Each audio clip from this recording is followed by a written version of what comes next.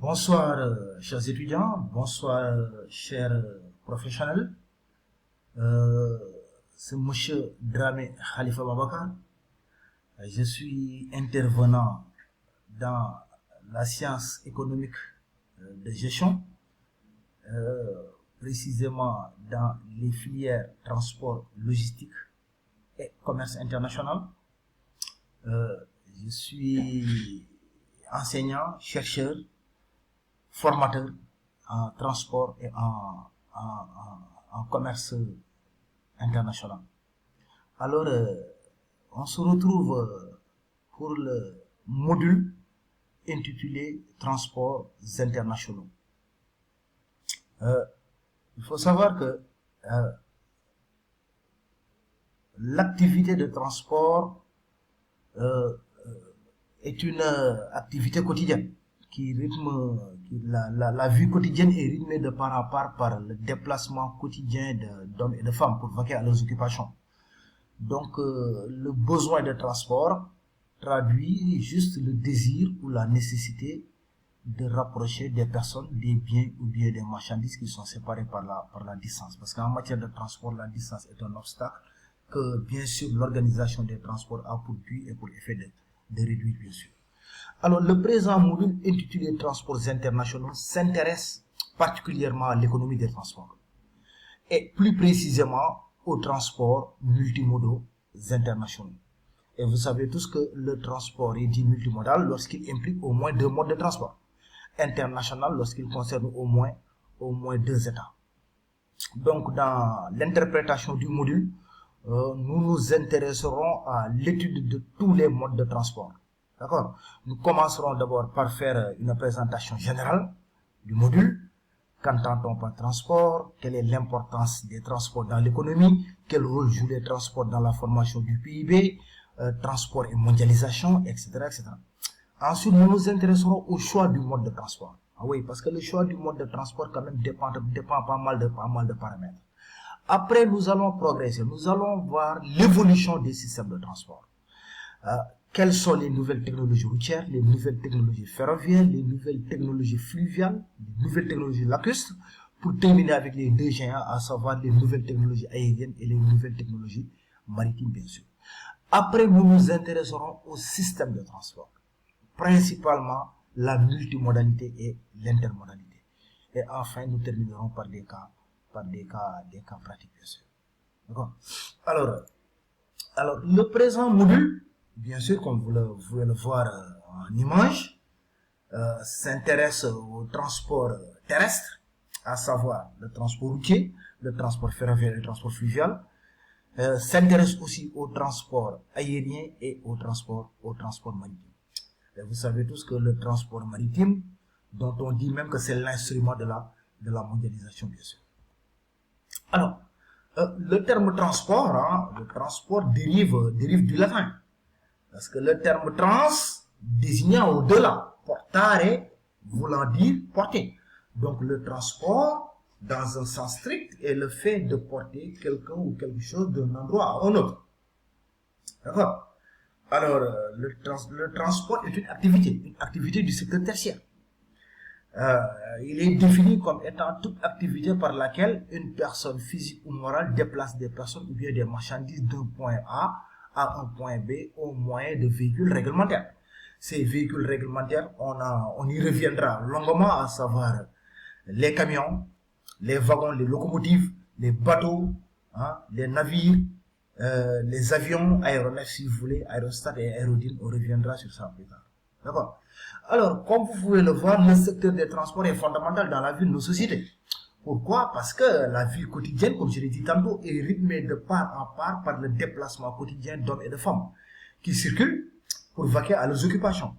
Donc la nécessité d'utiliser un moyen de transport devient vitale. Ah oui, le besoin de transport traduit le désir ou la nécessité de rapprocher des personnes, des biens ou des marchandises qui sont séparés par la distance. Le progrès des transports rythme avec l'histoire de l'humanité. Et vous savez que à chaque fois qu'il y a progrès dans les transports, ça entraîne une extension de l'activité économique. Et à chaque fois aussi qu'il y a progrès économique, ça entraîne bien sûr un accroissement du volume du volume des transports. D'accord? Le transport a permis de desservir les endroits les plus recoins du globe. D'accord? Parce que le besoin de transport est un désir. Parce que la distance est un obstacle. Et c'est cet obstacle-là que l'organisation des transports a pour but et pour effet de réduire, bien sûr. Posons-nous juste la question suivante. Pourquoi pas mal de grandes entreprises, pourquoi pas mal d'industries lourdes s'installent toujours à côté du port ou bien à côté de l'aéroport? Pour éviter, bien sûr, les coûts de transport. Certaines entreprises, certains gros producteurs préfèrent s'installer auprès de la matière première pour éviter le coût du transport entre le lieu où se trouve la matière première et le lieu de production, bien sûr. Pourquoi aujourd'hui on est dans un contexte de supply chain management? C'est pour que les maillons aient une certaine proximité et une certaine interdépendance entre les maillons. D'accord? Transport, approvisionnement, stockage, production, transport, manutention, assurance, etc. bien sûr. D'accord? Alors, le transport, quand même, il faut l'avouer, hein, le transport a une forte dimension géographique, matière interdisciplinaire, bien sûr, parce que le transport aussi facilite ce qu'on appelle l'aménagement du territoire. D'accord?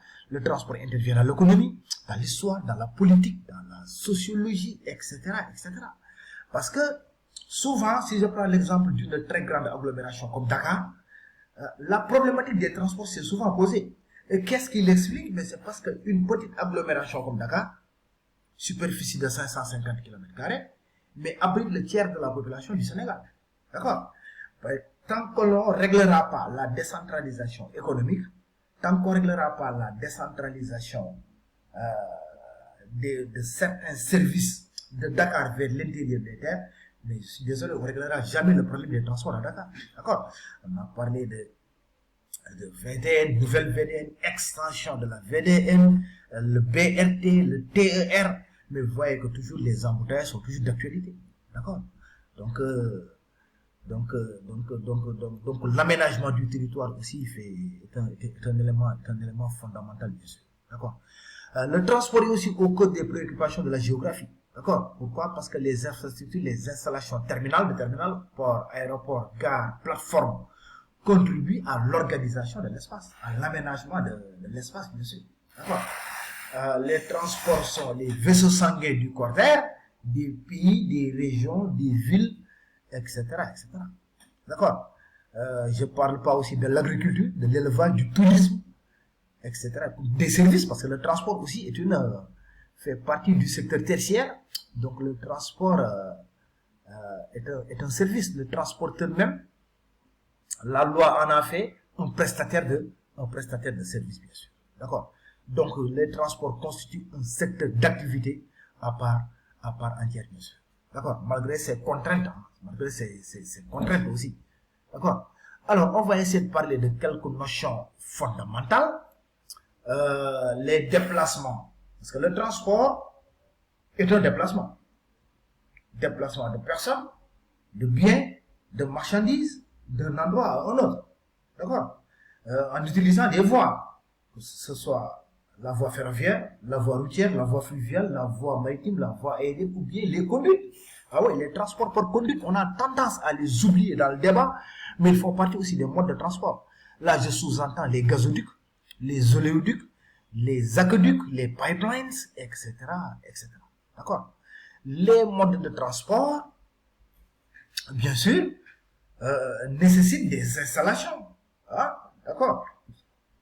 Les routes, les rails, les installations portuaires, les installations aéroportuaires, les installations fluviales, etc., etc. Pourquoi? Parce que les ports, les aéroports, les gares, les plateformes sont des lieux de rencontre de moyens de transport. Et là-bas, souvent, il y a ce qu'on appelle la rupture de charge. Donc, les ports, aéroports, gares, plateformes doivent assurer ce qu'on appelle la continuité du transport, bien sûr. D'accord? Parce que c'est les lieux de rupture de charge. Il y a rupture de charge lorsque la marchandise est déchargée d'un moyen de transport pour être chargée sur un autre moyen de transport, bien sûr. Et souvent, les itinéraires de transport mènent souvent dans des lieux de rupture de charge.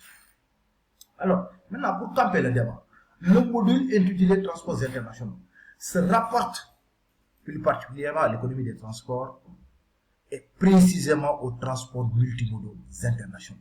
En sachant que, bien sûr, si vous comprenez bien, le transport est le maillon le plus sensible de la chaîne logistique. Ce qu'on appelle aujourd'hui the management of supply chain, c'est des maillons. D'accord? Les maillons, entre autres, entreposage, approvisionnement, stockage, distribution, hein, etc., etc. Mais il y a l'aspect transport qui est le maillon le plus sensible. Pourquoi? Parce que c'est le transport qui assure ce qu'on appelle la gestion des flux physiques. Transport et stockage. Le transport permet de relier les unités de production entre elles. Le transport aussi permet d'assurer ce qu'on appelle la rencontre physique finale entre le client et son produit. Donc le transport intervient plusieurs fois dans la chaîne logistique, et c'est la raison pour laquelle on dit que c'est le maillon le plus sensible de la chaîne logistique. Alors, après nous nous intéresserons au système de transport. Les systèmes de transport sont des formes particulières, se distinguent par l'utilisation du véhicule et l'infrastructure qui a été mise en œuvre. D'accord? Les termes multimodalité et intermodalité qui sont proches, mais qui sont différents, on reviendra sur ces notions-là pour apporter beaucoup plus de clarté. Maintenant, nous verrons qu'est-ce que les systèmes de transport quand même ont apporté. Qu'appelle-t-on intégration de la chaîne de transport, du véhicule de transport, hein, le transport des marchandises dangereuses, etc., bien sûr. Enfin, pour terminer, oui, donc le plan du cours s'articulera autour de plusieurs points. Nous nous intéressons au choix du mode de transport, concurrence air-mer, concurrence rail-route, concurrence fer, voie navigable, etc., etc. Ensuite, nous nous intéresserons à l'évolution des systèmes de transport, comme je l'ai dit tantôt. Ensuite, nous allons voir maintenant quelles sont les nouvelles technologies. Parce que vous savez que le transport évolue. Le transport évolue dans l'espace et dans le temps. Il va falloir aussi qu'on s'adapte, qu'on apporte des mises à jour, qu'on parle des nouvelles technologies routières, des nouvelles technologies ferroviaires, des nouvelles technologies fluviales ou bien lacustres, faisant allusion au lac. Et ensuite, les deux géants, à savoir les technologies maritimes, mais aussi les technologies aériennes. D'accord? Et après, nous parlerons de la multimodalité, de l'intermodalité pour terminer avec des cas pratiques. Et bien sûr, nous ne manquerons pas aussi d'évoquer le transport et le Covid-19. Ah oui, parce que il y a eu beaucoup d'implications, D'accord? Nous allons voir comment le Covid-19 a impacté les transports, mais aussi quel rôle les transports ont joué dans la lutte contre la pandémie du Covid-19. Donc, c'était en grosso modo une présentation générale du module intitulé Transports internationaux. Donc, juste pour répéter que le module intitulé Transports internationaux s'intéresse particulièrement à l'économie des transports et plus précisément aux transports multimodaux internationaux, bien sûr. Nous nous intéresserons aux choix portant sur les modes de transport, à l'évolution des systèmes de transport, aux concurrences entre modes de transport, mais aussi à l'intermodalité, à la multimodalité, et pourquoi pas aussi les autres systèmes de transport, le transport superposé, le transport mixte, le transport unimodal, le transport intermodal, le transport plurimodal, etc., bien sûr. Donc, on se revoit très bientôt pour la deuxième partie du module portant toujours sur les transports internationaux. Donc, bonne soirée et à très bientôt. Merci.